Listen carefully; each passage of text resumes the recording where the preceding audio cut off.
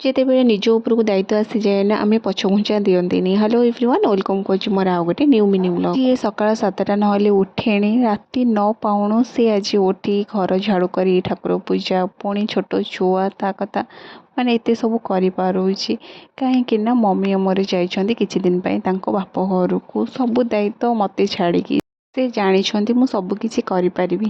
ତାଙ୍କୁ ନା ଯିବା ପାଇଁ କହିଦେଲି, କିନ୍ତୁ ମୁଁ ମନେ ମନେ ଭାବୁଥାଏ ମୁଁ ସବୁକିଛି କରିପାରିବି ତ, ଯେହେତୁ ମୋର ଛୋଟ ଛୁଆ ତାକୁ ତ ସମ୍ଭାଳି ହେବନି। ସେ ତାର ବହୁତ ଦୁଷ୍ଟାମି ବଢ଼ିଗଲାଣି।